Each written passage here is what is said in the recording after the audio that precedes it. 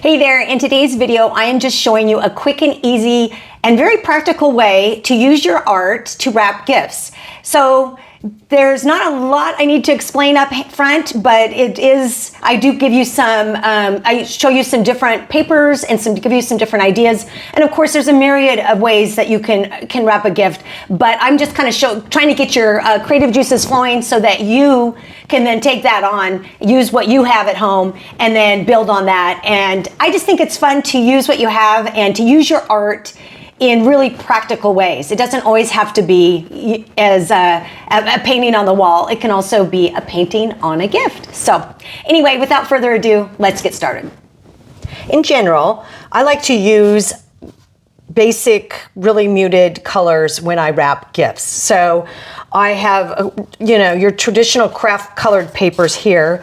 I actually found these two rolls, this green, which is faded at the edges, and this kind of cream color, which is also faded at the edges and is a kind of a smaller, narrower roll at the thrift store. And so when I see something like this, especially this green, which I love green anyway, I grab it because it's just a fun way to wrap gifts, and I think it's a little more special because then I can add some things on top of it. So I wanted to show you what I normally use, but I also think it's fun on occasion to spruce up the gift. Besides the other, adding some other elements, a ribbon or whatever, it is fun to also decorate your paper and wrap your gift that way as well. I'm going to set these aside and then show you some ideas for painting on paper that might get you thinking if you want to do this yourself. First up, I wanted to tell you I have this really large dictionary,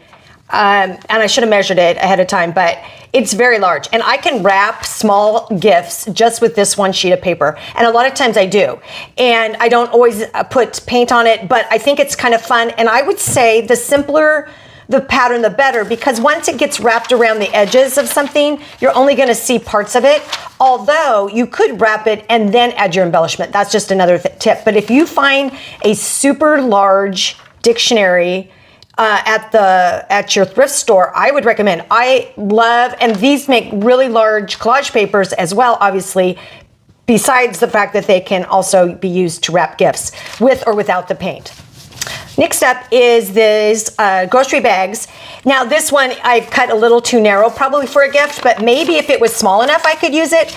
And then this one is a little bit bigger. I will say if I was smart, I could cut the bag in such a way that I only am taking off the bottom and I would have a longer piece. So that is something to consider, because that's another way to get craft paper without buying a roll, is to use your grocery bag. And I love black and white on a craft color. I think it just lends itself to a really simple, but yet I love those colors together. So anyway, that's if you have a grocery bag, because I think that's a great option. I also wanted to show you, I have gotten this recently, packaging materials, and it's a little thinner, so I think it would make an easier wrapping than the grocery bag, because this is thin and I think that wraps easier.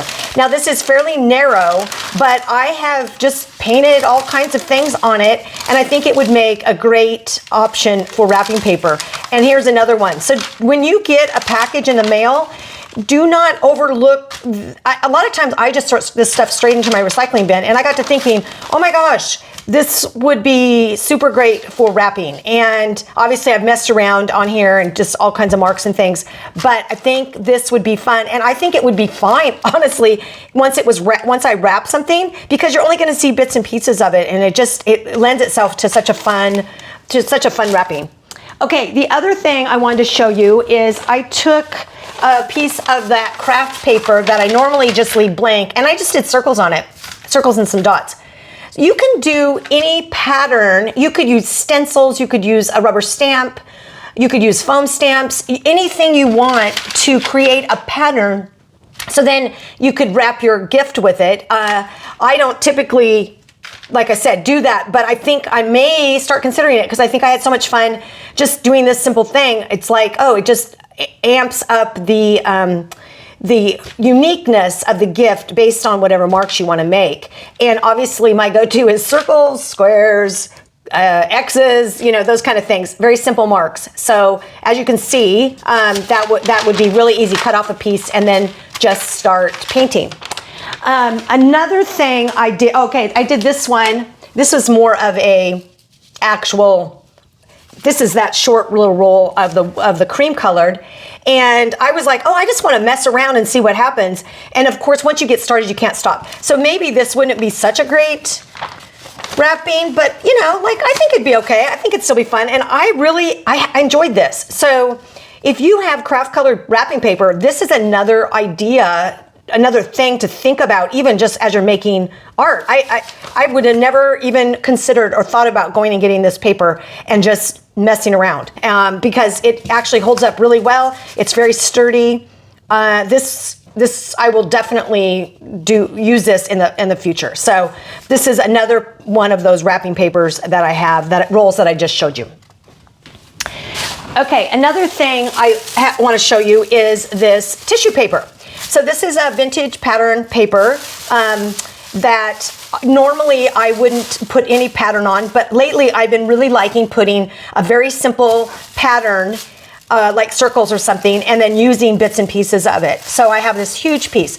But what I was thinking would be really fun, because it's sheer, you wouldn't normally wrap something with it, but I think if you had a package wrapped in craft paper and then put this over the top, I think that would be super cool. So I am definitely gonna try that, but I want to pass that along. So any tissue paper that you have, and granted, I don't have a lot of tissue paper, and I know like there's like more artist grade called, I think it's called wet strength or something, tissue paper that you can use that doesn't fall apart when you put paint on it. And obviously I put very little paint on this. So I think you could just use regular tissue paper and put a simple mark on it and it would probably be fine. I will say that in certain spots where the paint was really thick, it did kind of go through onto my table. So that, just be aware of that.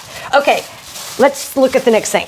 Okay, the last thing I wanted to show you is this. Okay, so I had some paint that I wanted to use up, and this blue and this yellow. I had a little bit in each of the bottles. It was a fluid, and both of them were transparent.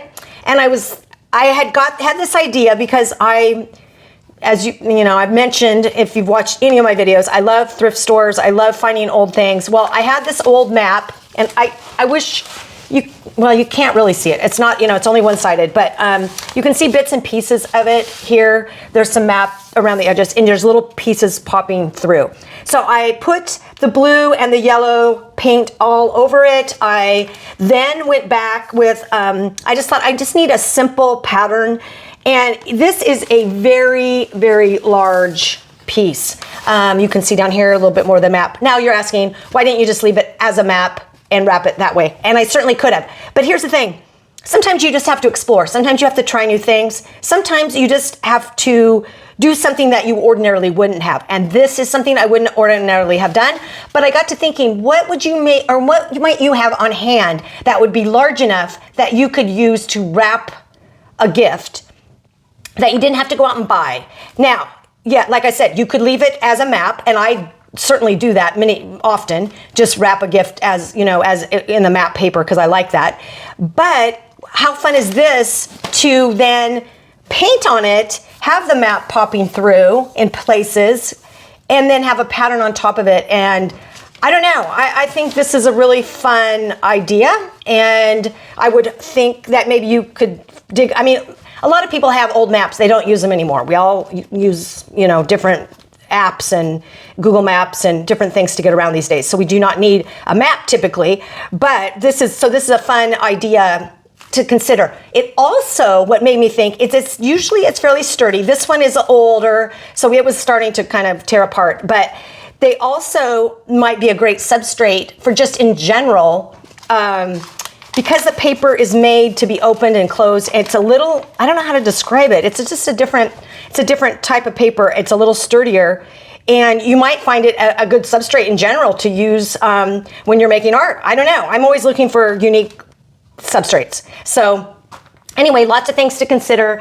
I hope that this has, spurred some ideas on for you in order to think about your art, think of it in a new way. What can you do? How can you use your art in practical ways, in everyday ways that isn't just about putting something on canvas or having it being shown, or I don't know. I just feel like sometimes we need the practical side of making art, which is we can use it, we can share it, we can have it be a part of our daily life and the things that we're doing in our lives. So I'm stumbling over my words here. So on that note, I just want to thank you guys again so much for watching. I appreciate each and every one of you, and I will see you next time.